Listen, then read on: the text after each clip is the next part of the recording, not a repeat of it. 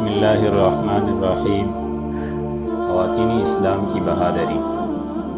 علم مبارز کا نعرہ مارا، جنگ کی منتظر ہوئی اور اپنی نسوانی فوج کو مخاطب کر کے کہا، خولہ بنت عذور رضی اللہ عنہ اس طرح تنظیم اور قواعد کا سبق دینے لگی، زنجیر کی کڑیوں کی طرح ایک دوسری سے ملے رہنا، متفرق ہرگز نہ ہونا۔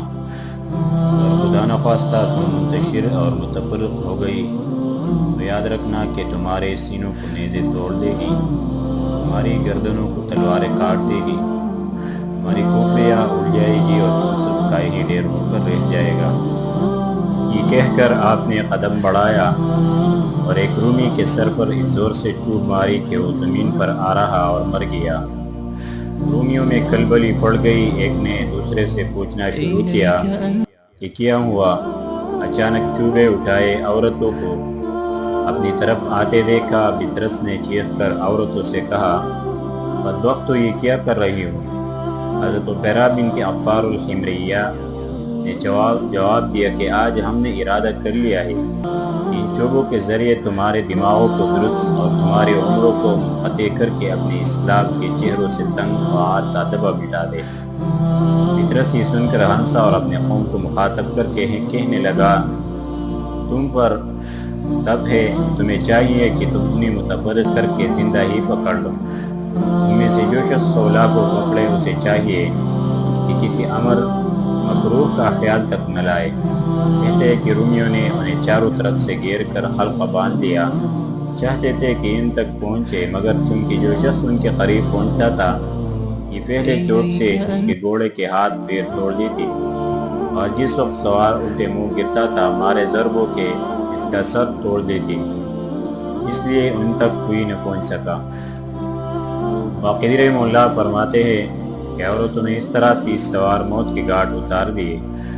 بطرس یہ دیکھ کر آگ بگولا ہو گیا، گھوڑے سے نیچے اترا اور اس کے ساتھ اس کے ہمراہی بھی پیدل ہو گئے۔ پیشقبض اور تلواریں لے کر ان کی طرف بڑھے۔ عورتیں آپس میں ایک دوسرے کی طرف لگ گئی اور آپس میں کہنے لگی، ذلت کی زندگی سے عزت کے ساتھ مر جانا بہت زیادہ افضل ہے۔ بطرس نے عورتوں کے مقابلے میں اگرچہ بہت ہاتھ پیر مارے، مگر ان کی بہادری اور شجاعت کے سامنے کو افسوس ملنے کے سوا اور کچھ نہ کر سکا۔ حضرت خولہ بنت عذور رضی اللہ عنہ کی طرف اس نے دیکھا جو ایک شیرنی کی طرح لڑک کر رہی تھی اور جن کی زبان پر بہادری کے یہ اشعار جاری تھے، ہم قبیلہ تبا اور ہمیر کی لڑکیاں ہیں، ہمارا تمہیں قتل کرنا کوئی کام نہیں ہے، کیونکہ ہم لڑائی میں دیکھتی ہوئی آگ ہے، آج تم سب عذاب میں مبتلا ہوگے۔ بطرس نے جس وقت آپ کی زبان سے یہ اشعار سنے، آپ کا حسن و جمال دیکھا اور فضل و عناء ملاحظہ کیا، تو آپ کے قریب آ کر کہنے لگا، ربیہ، تم اپنے ان کاموں سے باز رہو، میں تمہاری قدر کرتا ہوں اور تمہارے متعلق اپنے دل میں ایک ایسا راز رکھتا ہوں جس کو سن کر تم ضرور خوش ہوگی۔ کیا تمہیں یہ مرعوب نہیں ہے کہ میں تمہارا مالک ہوں؟ حالانکہ وہ شخص ہو جس کی تمنا میں نصرانی عورتیں رہتی ہے، نیز میں زراعتی زمین، باغات اور مال و اسباب، اور اکثر مویشیوں کا مالک اور بادشاہ ہرقل کے نزدیک کی مرتبت اور صاحب عزت شخص ہو، اور یہ سب کچھ تمہارے لیے ہے۔ تمہیں چاہیے کہ خود معرض ہلاکت میں نہ پڑو اور اپنی جان کو خود اپنے ہاتھوں سے نہ گواؤ۔ آپ نے فرمایا، کافر، بدبخت، فاجر کے بچے، خدا کی قسم اگر میرا بس چلے تو میں ابھی اس چوب سے تیرا سر توڑ کے بے جان نکال ڈالوں۔ اللہ میں اونٹ اور بکریاں بھی تجھ سے نہ چراؤ، کی جائے کہ تو میرے برابری اور ہمسری کا دعویٰ کرے۔ بطرس یہ سن کر غصہ میں بھر گیا اور ساتھ ہی اسے کہنے لگا، تمام ملک شام اور گروہ عرب میں اس سے زیادہ اور کیا شرم کی بات ہوگی کہ عورتیں تم پر غالب آ جائیں۔ یسوع مسیح اور بادشاہ ہرقل کے خوف سے ڈرو اور انہیں قتل کر دو۔ واقعی رحمہ اللہ کہتے ہیں کہ کفار یہ سن کر جوش میں آئے اور یک لخت حملہ کر دیا۔ خواتین اس حملہ کو صبر و سکون سے برداشت کر رہی تھی کہ انہوں نے اسی حالت میں حضرت خالد بن ولید رضی اللہ عنہ اور ان کا جو لشکر قریب آ گیا تھا اس کا گرد و غبار اڑتا ہوا تلواریں چمکتی ہوئی دیکھیں۔ ادھر حضرت خالد بن ولید رضی اللہ عنہ نے کچھ فاصلے پر ٹھہر کر اپنے جان بازوں کو مخاطب کر کے فرمایا تم میں کون سا شخص ہے جو مجھے اس معاملہ کی خبر لا کر دے۔ حضرت رافع بن عمیر طائی رضی اللہ عنہ نے آگے بڑھ کر خود کو پیش کیا اور گھوڑے کی راس چھوڑ دی۔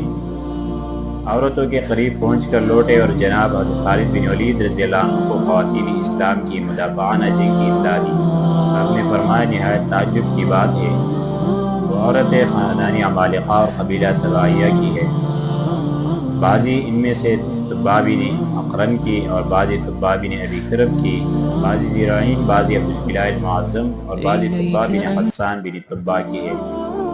تبع بن حسان بن تبع یہ وہی ہیں جنہوں نے قبل الظہور جناب حضرت محمد رسول اللہ صلی اللہ علیہ وسلم کا ذکر کیا تھا، قبل بعثت آپ کی نبوت کی شہادت دی تھی، نیز آپ کی شان میں حسب ذیل اشعار مرتب کیے تھے۔ میں حضرت محمد صلی اللہ علیہ وسلم کی گواہی دیتا ہوں کہ آپ باری تعالیٰ جل مجدور کے رسول ہیں۔ آپ کی ایک امت ہوگی جس کا نام زبور میں امت محمدیہ خیر الامم ہے۔ اگر میری عمر نے آپ کے زمانے تک وفا کی تو میں ان کا خادم اور ان کے ابن عم کا وزیر ہوگا۔ کافرین عورتوں کے حرب و ضرب اکثر جگہ مشہور ہے، ایسا تم ذکر کرتے ہو، اگر واقعی انہوں نے ایسی ہی بہادری اور شجاعت دکھلائی ہے تو یاد رکھو انہوں نے مردوں اور عربوں کی لڑکیوں پر قیامت تک اپنا سکہ بٹھا کر اپنے سر سے ہرا باندھ لیا اور عورتوں کے پیشانیوں سے تنگ و عال کا دبا دھو دیا۔ کہتے ہیں کہ عورتوں کی بہادری سن کر خوشی کے مارے مسلمانوں کے چہروں پر سرخی دوڑنے لگی۔ حضرت رافع بن عمیر طائی رضی اللہ عنہ سے یہ سن کر حضرت ذرار رضی اللہ عنہ نے ایک والہانہ جوش کے ساتھ ایک جست لگائی، آپ پر جو پرانی کملی تھی اتار پھینکی، نیزہ ہاتھ میں لیا اور یہ ارادہ کر کے میں سب سے پہلے مدد کے لیے پہنچوں گا۔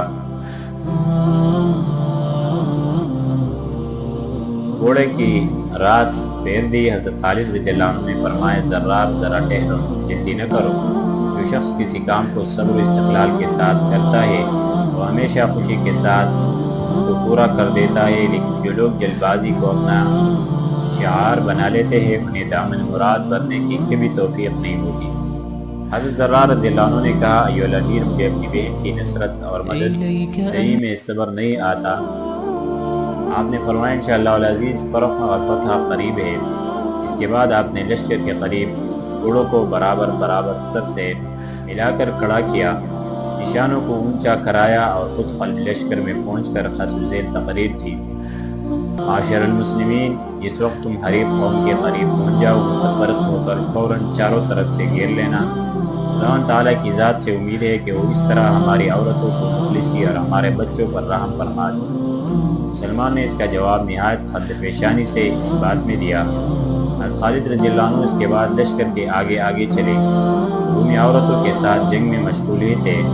یہ لشکری نشانات اور علم دیے ہوئے پہنچ گیا۔ حضرت خولہ بنت عذور رضی اللہ عنہ نے چلا کر کہا تبعیہ کی لڑکیوں، خدا تعالیٰ جل مجدور کی طرف سے تم پر رحمت نازل ہوئی اور انہوں نے محض اپنی مہربانی سے تمہارے دلوں کو خوش کیا۔ کہتے کہ بدرس نے جس وقت توحید پرستوں کی فوج کو اس آن بان سے دیکھا کہ ان کی نیزے نستان کے تیروں کی طرح ایک دوسرے سے چسپا اور ان کی تلواریں برقی کی طرح چمکی ہوئی چلی آ رہی ہے تو اس کا دل دھڑکنے لگا، ہاتھ پیروں میں راشا آ گیا، شانے کا گوشت بڑکنے لگا، تمام آدمی کھلائے گئے اور ایک دوسرے کا منہ تکنے لگے۔ بدرس بیچ میں سے نکلا اور عورتوں کو مخاطب کر کے کہنے لگا چونکہ ہماری بھی بہو بیٹیاں ماں بہن اور خالائی ہے، اس لیے میرے دل میں تمہاری محبت و شفقت آ گئی، میں تمہیں سلیب کے صدقے میں چھوڑتا ہوں، اس وقت تمہارے مرد آ جائے انہیں میرے اس امر کی اطلاع دے دینا۔ یہ کہہ کر باغ جانے کا ارادہ کر کے گھوڑے کی باغ موڑ دی، اگر قبل اس کے کہ گھوڑا گویا شروع کرے اس نے قلب لشکر سے دو سواروں کو، جن میں سے ایک نے ذرہ پہنے دوسرا ننگے بدن، عربی گھوڑے کی ننگی پیٹ پر سوار نیزہ ہاتھ میں لیے نکلے اور گھوڑے سر پٹ دوڑائے شیر کی طرح اپنی طرف آتے ہوئے دیکھے۔ ان میں سے ایک حضرت خالد بن ولید رضی اللہ عنہ سے بسالار افواج اسلامیہ اور دوسرے حضرت ذرار بن عذور رضی اللہ عنہ تھے۔ جس وقت خولہ نے اپنی بائی حضرت ذرار رضی اللہ عنہ کو دیکھا تو آواز دی اور کہا بھائی جان کہاں چلے؟ آپ کی مدد اور معاونت سے تو ہمیں باری تعالیٰ مجبور نے پہلے ہی مستغنی کر دیا۔ فطرت حضرت خولہ رضی اللہ عنہ کی طرف چلا کر کہنے لگا تم اپنے بھائی کے پاس چلی جاؤ، اگرچہ مجھے تمہاری جدائی شاق ہوگی مگر میں تمہیں ان کے حوالے کرتا ہوں۔ یہ کہہ کر چاہ کے بھاگ پڑے مگر حضرت خولہ رضی اللہ عنہ نے اس کی طرف بڑھتے ہوئے فرمایا تم ہماری طلب ملاپ اور مہربانی کا ہاتھ بڑھاؤ مگر ہماری طرف سے بے رخی اور کچھ ادائی ہوئی ہم عربوں کا شیوا نہیں ہے، تم اپنی خواہش کا بندہ اور اپنی مرضی کا جویندہ رہے۔ یہ کہہ کر آپ اس کے سامنے ہو گئی۔ بطرس نے کہا میرے دل سے تمہاری محبت نکل چکی ہے اس لیے اب مجھے اپنی صورت میں دکھلاؤ۔ آپ نے فرمایا مگر مجھے ہر حالت میں تیرا ساتھ دینا چاہیے۔ یہ کہہ کر آپ اس کی طرف لپکے۔ ادھر حضرت ذرار اور حضرت خالد رضی اللہ عنہ بھی اس کی طرف جبتے فوج نے بھی اس کی طرف رخ کیا۔ اس وقت اس نے حضرت ذرار رضی اللہ عنہ کو دیکھا اور آپ بھی اس طرف توجہ ہوئے تو یہ چلا کر کہنے لگا اے عربی لو اپنی بہن کو لے لو، تمہیں مبارک ہو، یہ میری طرف سے تمہیں ایک ہدیہ ہے۔ آپ نے فرمایا بہت اچھا، میں نے تیرا ہدیہ قبول کیا مگر میرے پاس اس وقت ہدیہ کا بدلہ دینے کے لیے سوائے میرے اس نیزے کے ایکان کے اور کچھ نہیں ہے، لے اسے لے لے۔ اس کے بعد آپ نے یہ آیت پڑھی اذا حییتم بتحیۃ فحیوا باحسن منها او ردوها، یعنی جب تمہیں کوئی دعا دے تو تم بھی اسے اچھی یا کم از کم وہی دعا لوٹا دیا کرو۔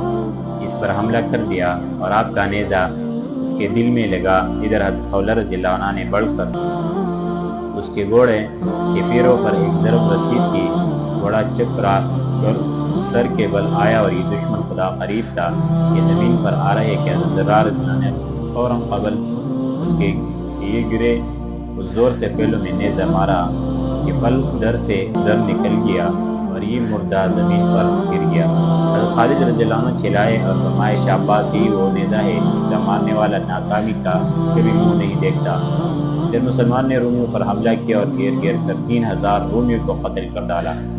حامد بن عون ربعی کہتے ہیں کہ میں نے شمار کیا تھا حضرت ذرار رضی اللہ عنہ نے اس جنگ میں 30 رومی قتل کیے تھے اور آپ کی بہن حضرت خولہ رضی اللہ عنہ نے اپنی چوک سے ہی بہت سے رومیوں کو موت کے گھاٹ اتار دیا تھا۔ میں نے حضرت عبیرہ بنت عفار الحمیریہ کو دیکھا کہ آپ اس شدت کے ساتھ لڑے، اس سے پہلے کبھی میں نے آپ کو اس جانبازی کے ساتھ لڑتے نہیں دیکھا تھا۔ رومی جو بقیہ سے تھے وہ بھاگے۔ مسلمان نے دمشق تک ان کا تعاقب کیا، شہر میں سے ان کا کوئی لواحق ان کی مدد کو نہ نکلا بلکہ ان پر اور زیادہ روب چھا گیا اور پہلے سے زیادہ خائف ہو گئے۔ مسلمان لوٹے، مال غنیمت گھوڑے اور اسلحہ جمع کیے۔ حضرت خالد رضی اللہ عنہ نے لوگوں کو مخاطب کر کے فرمایا لوگوں حضرت عبیدہ رضی اللہ عنہ کے پاس جلدی پہنچنے کی کوشش کرو، ایسا نہ ہو کہ دروان اب تک پہنچ جائے۔ حضرت ذرار رضی اللہ عنہ نے بطرس کا سر نیزے پر لٹکایا اور مسلمان نے کوچ کر دیا۔ مرجراحت کے پڑاؤ پر جا حضرت عبیدہ رضی اللہ عنہ نے توقف فرمایا تک پہنچے۔